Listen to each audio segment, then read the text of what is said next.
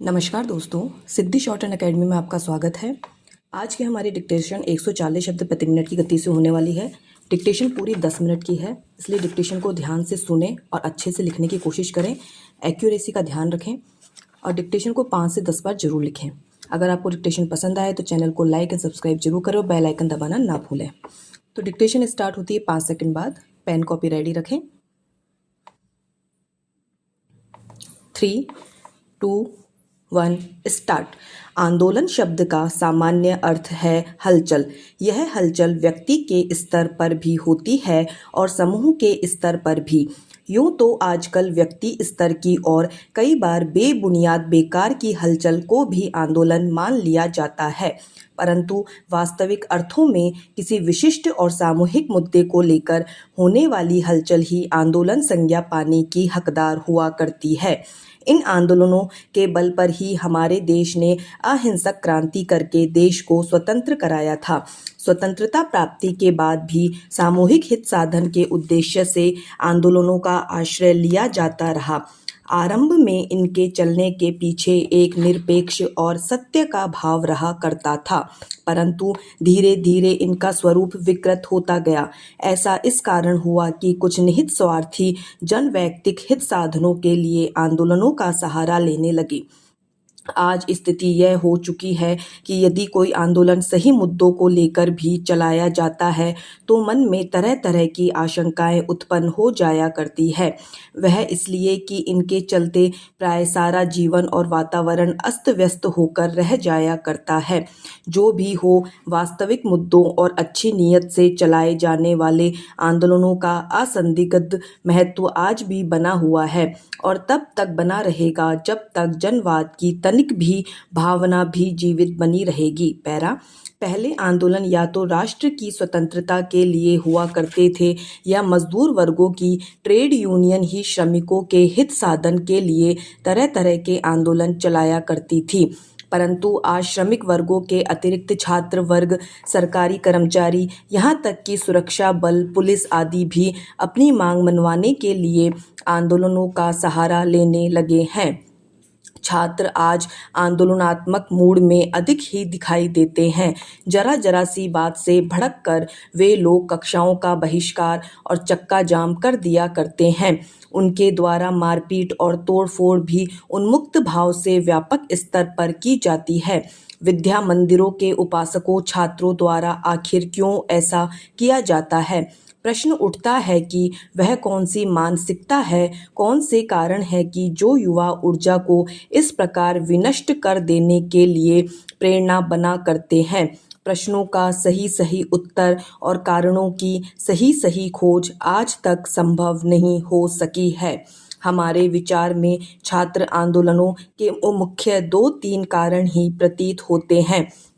पहला तो यह कि लॉर्ड मेकाले के ज़माने से जो शिक्षा और परीक्षा पद्धति देश में चली आ रही है वह आज एकदम अनुपयोगी एवं बेकार हो चुकी है। वह पढ़ने वाले छात्रों को आश्वस्त नहीं कर पाती कि जब वे डिग्रियां, डिप्लोमा लेकर जीवन के व्यवहार एवं कार्य क्षेत्रों में प्रवेश करेंगे तो उनका वर्तमान और भविष्य सुरक्षित रह सकेगा। दूसरे, वर्तमान घिसी पिटी शिक्षा प्रणाली छात्र को व्यवहार जीवन का वास्तविक व्यवहारिक ज्ञान भी नहीं करा पाती। वह केवल साक्षर बनाती है, शिक्षित नहीं करती, सुशिक्षित तो कदापि नहीं कर पाती।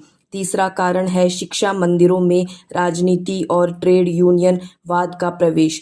आज की राजनीति समस्याएं चाहे न भी सुलझाएं पर एक व्यर्थ की स्पर्धा तो पैदा कर ही देती है। वह स्पर्धा नाटक के तरह तरह के मुद्दों को उठाकर आंदोलनों को जन्म देती रहती है। परिणाम स्वरूप शिक्षा जगत का माहौल और भी बिगड़ जाता है। तरह तरह के मुद्दे उठाकर बड़े दलों के राजनेता भी छात्रों को अनुप्राणित करते रहते हैं कि वे आंदोलन चलाकर उनके पक्ष विपक्ष में माहौल बनाए या खराब करें। मंडल आयोग विरोधी और समर्थक आंदोलन इसी प्रकार के थे जिन्होंने वास्तव में छात्र जगत का ही अहित किया। एक बात और भी ध्यातव्य है, कई बार छात्र राजनीति में कुछ ऐसे दादा किस्म के लोग भी घुस आया करते हैं जिनका उद्देश्य छात्रों को आंदोलनों के लिए भड़काकर मात्र अपना स्वार्थ सिद्ध करना ही हुआ करता है। ऐसे लोगों द्वारा उठाए गए मुद्दे कुछ इस प्रकार के हुआ करते हैं। छात्रों को रियायती दर पर सिनेमा टिकट दिए जाएं, महाविद्यालयों से अनिवार्य उपस्थिति की शर्त हटाई जाए, बिना परीक्षा में उत्तीर्ण हुए ही छात्रों को अगली कक्षाओं में बैठने की सुविधा प्रदान की जाए, हर छात्र को आवश्यक रूप से ग्रेस मार्क दिए जाएं और इसी तरह के अन्य मुद्दे भी हुआ करते या हो सकते हैं। पूछा जा सकता है कि केवल छात्रों को ही रियायती दर पर सिनेमा टिकट क्यों उपलब्ध कराए जाएं, गरीब और असमर्थ वर्गों को क्यों नहीं? फिर क्यों जरूरी है कि विद्यार्थी सिनेमा देखें ही? सिनेमा और विद्यार्थी का आखिर आपस में संबंध क्या है? अनिवार्य उपस्थिति हटा देने का लाभ किन छात्रों को पहुंचेगा, जो प्रतिदिन कक्षा में आकर पढ़ते हैं या जो केवल सत्र समाप्त होने पर ही प्राध्यापकों के पीछे महज हाजिरी लगा देने की चिरौरी करते घूमते हैं? इसी तरह बिना परीक्षा दिए अगली कक्षा में जाने और डिग्री पाने के इच्छुक क्या वास्तविक छात्र ही होते हैं या राजनीतिज्ञों दादाओं के दुम छल्ले? आवश्यक रूप से ग्रेस मार्क देकर क्या पढ़ने और मेहनत करने वाले तथा महज नकल के सहारे परीक्षा देने वालों को एक ही स्तर पर ला दिया जाए? क्या यह उचित कहा और माना जा सकता है? हमारे विचार में कदापि नहीं। कई बार छात्र महज अपने लिए अच्छी यातायात या बस सुविधा पाने के लिए भी आंदोलन करते हैं। उन्हें यह सुविधा उपलब्ध भी हो जाती है, पर क्यों नहीं वे व्यवस्था दोष के विरुद्ध आवाज़ उठाते, जिसके चलते आम आदमी भी इस सेवा से हर समय बेजार रहता है। फिर छात्र मिलने वाली सुविधा का उपयोग कैसे करते हैं? एक महाविद्यालय से चलने वाली छात्र स्पेशल या यू स्पेशल में चढ़कर 2-4 छात्र बैठ गए और बस खाली भागी जा रही है। अन्य महाविद्यालयों के आगे से गुजरने पर वहां प्रतीक्षारत छात्र बस रोकने को हाथ उठाते हैं, पर भीतर बैठे और सिगरेट फूंक रहे 2-4 छात्र ड्राइवर कंडक्टर को कहीं भी बस न रोकने को विवश कर देते हैं।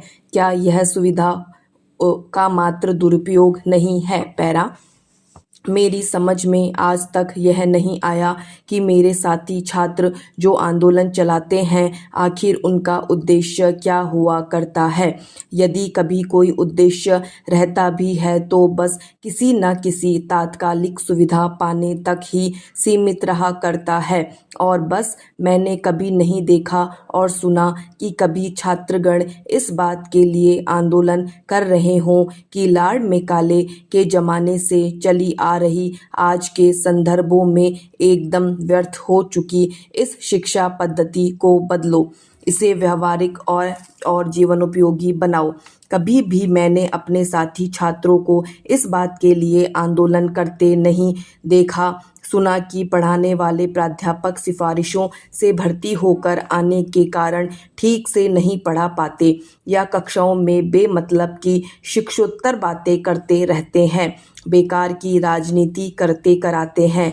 ऐसे लोगों से छात्रों को छुटकारा दिलाकर शिक्षा जगत और छात्रों का भला करो।